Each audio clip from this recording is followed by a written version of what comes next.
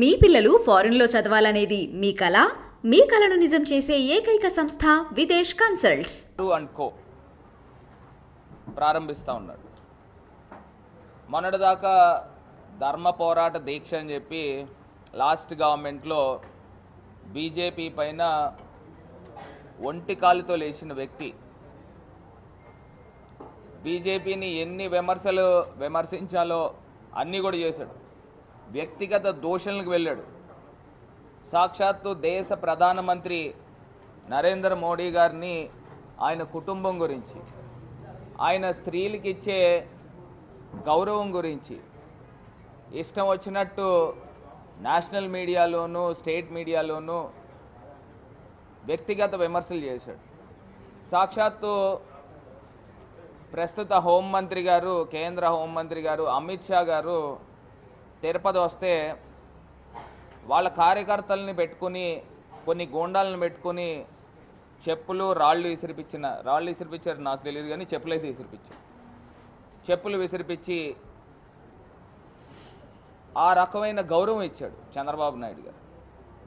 అప్పుడు తిరుమల తిరుపతి దేవస్థానం నిధులతో ఢిల్లీలోనూ రకరకాల ప్రాంతాల్లో ధర్మ పోరాట దీక్షలు చేశాడు. ఇప్పుడు ధర్మ పోరాట దీక్షలు ఫలితం వచ్చిందా అని అడుగుతా ఉన్నా. ధర్మ పోరాట దీక్షల యొక్క ప్రతిఫలము మళ్ళీ బీజేపీ పెద్దల కాళ్ళు పట్టుకోవడానికి ఢిల్లీ వెళ్తూ ఉన్నాడు. ఒక పక్కన పవన్ కళ్యాణ్ గారిని పంపించి దూతగా పంపిస్తూ ఉన్నాడు. మీరు ఎక్కడ పడితే అక్కడికి చంద్రబాబు నాయుడు గారు వచ్చి కాళ్ళు పట్టేసుకుంటారు, మొత్తం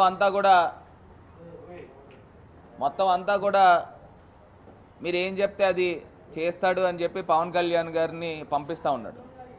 అదే పవన్ కళ్యాణ్ గారిని ఆయన చెప్తా ఉన్నాడు ఆయన నోటితోనే, నాకు బీజేపీ పెద్దలు చివాట్లు పెట్టారు, తిట్లు పెట్టారు అని రకరకాల మాటలు చెప్తా ఉన్నాడు.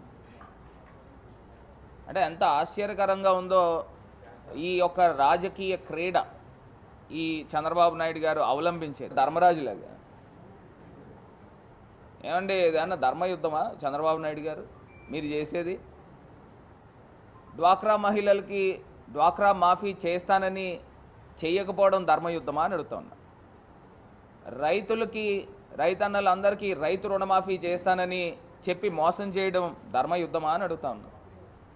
జాబ్ కావాలంటే బాబు రావాలి అని చెప్పి బాబు వచ్చేసాడు, నీ చిన్నబాబు మీ కొడుకు కూడా వచ్చేసాడు, కానీ ఆంధ్ర రాష్ట్ర ప్రజలకి, యువతకి ఎవరికి జాబులు రాలా.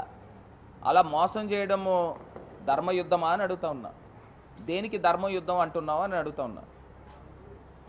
మళ్ళీ ఈయన అధికారంలోకి ఒకవేళ ఎలాగ రాడు అనుకోండి, ఒకవేళ వస్తే మళ్ళీ నువ్వు జన్మభూమి కమిటీలని తీసుకొచ్చి ఆంధ్ర రాష్ట్ర ప్రజల మీద రుద్దుదామా అని అనుకుంటున్నావా అని అడుగుతా ఉన్నాం. అంటే ఈ రకమైన ఆలోచన విధానం ఇవాళ అవ్వాతాతల పెన్షన్లు పొద్దున్నే తెల్లవారుజామున 6-7 గంటల ప్రాంతాన వాలంటీర్ వచ్చి తలుపు కొట్టి 3,000 రూపాయలు చేతిలో పెడతా ఉన్నారే, ఆ 3,000 రూపాయల గురించి 30 రోజుల పాటు వాళ్ళు ఎదురు చూస్తూ ఉంటారు. మరి ఇవాళ ఆంధ్రప్రదేశ్ రాష్ట్రంలో వృద్ధులు సుమారుగా 68 లక్షల మందికి, నాకు తెలిసి సబ్జెక్ట్ టు కరెక్షన్ ఒక అటు ఇటుగానే ఉంటుంది, 67-68 లక్షల మందికి 3,000 రూపాయలు పెన్షన్ ఇస్తూ ఉంటే అదేమన్నా సామాన్యమా? ఇదివరకు మీ ప్రభుత్వంలో గుర్తుందా,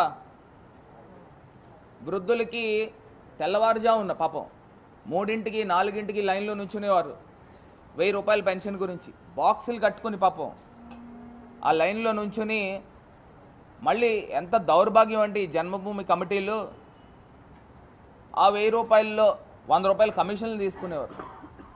ఎంత దారుణమైన పరిస్థితులు ఉండేవో ఒక్కసారి ఆంధ్ర రాష్ట్ర ప్రజల్ని ఆలోచన చేయమని కోరుతా ఉన్నా. మహిళా శక్తికి సంబంధించి 3 సిలిండర్లు ఇస్తానని చెప్తా ఉన్నారు.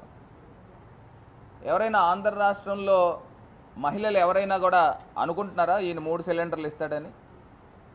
ఈ 3 సిలిండర్లకి 30 చెరువులు నీళ్ళు తాగిస్తాడు. ఎందుకంటే ఈయన ఏంటి, ఈయన కథ ఏంది, ఈయన గొడవ ఏంది అనేది ప్రజలకు అందరికీ కూడా తెలుసు. ఇవాళ తీసుకొచ్చి ఈ కార్యక్రమాలు చేస్తూ ఉన్నాడు. ఇవాళ ఆంధ్రప్రదేశ్ రాష్ట్రంలో నేను ఒక్కటే అంశం చెప్తా ఉన్నా. ఇప్పుడు ఎలక్షన్ కోడ్ వచ్చే టైంకో లేకపోతే నెక్స్ట్ ఎలక్షన్ వచ్చే టైంకో ఎన్నికల సమయం టైంకి నాకు తెలిసి ముఖ్యమంత్రి గారు డీబీటీ ద్వారా డైరెక్ట్ ట్రాన్స్ఫర్ రూపాయల్లో ఆంధ్రప్రదేశ్ రాష్ట్రంలో ఆయన ఒక బటన్ నొక్కితే 3 లక్షల కోట్లు దగ్గరగా ప్రజలకి ఖాతాల్లోకి వెళ్ళింది. డైరెక్ట్ మనీ బ్యాంక్ ట్రాన్స్ఫర్స్ ద్వారా. ఇప్పుడు దాకా ఆంధ్రప్రదేశ్ స్వాతంత్రం వచ్చి 75 సంవత్సరాలు అవుతుంది, 77 సంవత్సరాలు అనుకోండి. ఈ 77 సంవత్సరాల దాకా వచ్చిన ముఖ్యమంత్రులు ఒక లెక్క, జగన్మోహన్ రెడ్డి గారు పరిపాలన 5 సంవత్సరాలు ఒక లెక్క. వీళ్ళందరూ కలిపి ఎంత మనీ నగదు రూపేణా ట్రాన్స్ఫర్ చేశారో దానికన్నా ఎక్కువ ఒకే ఒక్క ముఖ్యమంత్రి, ఒకే ఒక్క నాయకుడు జగన్మోహన్ రెడ్డి గారు అంత డబ్బు పేద ప్రజల ఖాతాల్లో పార్టీలకు అతీతంగా, నువ్వు జనసేన తెలుగుదేశమా సంబంధం లేదు, ప్రతి ఒక్కరికి పేదరికం అనేది ఒక్కటే అర్హత, అదే కొలమానంగా తీసుకుని మొత్తం అందరికీ కూడా పేదరికాన్ని నిర్మూలన చేస్తూ అడుగులు ముందరకేస్తూ ఉన్నారు. పేదల పక్షపాత ప్రభుత్వం ఇది. పేదలందరినీ కూడా పైకి తీసుకొచ్చేయడానికి పుట్టిన పార్టీ, ఫామ్ చేసిన గవర్నమెంట్. వాళ్ళు అన్ని రకాలుగా కూడా నేను ఒక్కటే అంశం చెప్తున్నానండి, ఇలాంటి ప్రభుత్వము, ఇలాంటి ముఖ్యమంత్రి 100కో కోటికో ఒకళ్ళు దొరుకుతూ ఉంటారు. ఇవాళ ఆంధ్రప్రదేశ్ ప్రజల యొక్క అదృష్టం, పేద ప్రజలు, బడుగు బలహీన వర్గాల ప్రజల యొక్క అదృష్టం ఇది దొరికింది. నిలబెట్టుకోవాల్సిన బాధ్యత బడుగు బలహీన వర్గాలపైన ఉంది, పేద ప్రజలపైన ఉంది అనేది ఒక్కసారి ఆలోచన చేయమని ఇవాళ నేను కోరుతా ఉన్నా. ఇది కాకుండా పవన్ కళ్యాణ్ గారికి కూడా ఒక చిన్న సజెషన్ ఇస్తా ఉన్నా. పవన్ కళ్యాణ్ గారు గతంలో 2019 ఎన్నికల టైంలో ఆయన ఒక మాట చెప్పాడు. అది ఇవాళ ప్రజలు మరి మర్చిపోయి ఉండొచ్చు, కానీ నేను ఒకసారి గుర్తుకు చేస్తూ ఉన్నా. ఇదేమన్నా చంద్రబాబు నాయుడు గారు పెట్టిన పార్టీయా? ఎన్టీ రామారావు గారు పెట్టిన పార్టీ. ఎన్టీ రామారావు గారు పార్టీ లాక్కున్నాడు, ఆయన మానసిక క్షోభతో ఎన్టీ రామారావు గారు చనిపోయాడు, చంద్రబాబు నాయుడు గారు లాక్కోవడం వలన అని పవన్ కళ్యాణ్ గారు చెప్పారు. అది నేను ఒకసారి మళ్ళీ గుర్తుకు చేస్తూ ఉన్నా. మళ్ళీ వీళ్ళు ఇద్దరికీ ఏమి పొంతనలు కుదిరినాయో లేకపోతే ఏమి అభిప్రాయాలు కుదిరినాయో ఎవరికి తెలియదు. ఈయన పవన్ కళ్యాణ్ గారినేమో బీజేపీ ఎన్డీఏలో ఉన్నానని కాసేపు అంటాడు, కాసేపు ఏమో మేము చంద్రబాబు నాయుడు గారికి పూర్తి స్థాయి మద్దతు ఇస్తానంటాడు. అటేమో బీజేపీ ఏమో చంద్రబాబు నాయుడు గారిని ఒప్పుకోరు.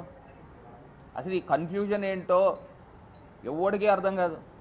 లేకపోతే రైతు ఆత్మహత్యలని అలాగ మనం ఈనాడు పేపర్ ఫస్ట్ పేజ్లో కనబడుతూ ఉండే ఒక రైతు ఎవరైనా ఇలాగ ఉరి వేసుకుని ఆత్మహత్య చేసుకున్నాడు. ఈ గడిచిన 5 సంవత్సరాల్లో మనం ఎప్పుడైనా ఇలాంటి సందర్భాలు పేపర్లలో చూసామా అని అడుగుతా ఉన్నా. దీనికి ఇంత గొప్పగా ప్రభుత్వం పరిపాలించేది జగన్మోహన్ రెడ్డి గారు కాదా అని అడుగుతా ఉన్నా. ఇంత గొప్పగా చేస్తూ ఉన్నారు. పేదలు జీవితాలు మారుతూ ఉన్నాయి, రైతుల జీవితాలు మారుతూ ఉన్నాయి. ఇవాళ పిఎం కిసాన్ వైఎస్ఆర్ రైతు భరోసా కింద 13,500 రూపాయలు. ఇందులో మీ మీడియా మిత్రులకి 1 ఎకరం స్థలం ఉన్నా, అరెకరం స్థలం ఉన్నా మీకు కూడా వైఎస్ఆర్ రైతు భరోసా వస్తుంది. ఇవాళ ఆంధ్రప్రదేశ్ రాష్ట్రంలో నాకు తెలిసి 50 లక్షల పైమాటే రైతులు అందరికీ కూడా డబ్బులు వస్తూ ఉన్నాయి. వాళ్ళు ఇంత గొప్పగా పరిపాలన చేస్తున్న వ్యక్తి జగన్మోహన్ రెడ్డి గారు కాదా అని అడుగుతా ఉన్నా.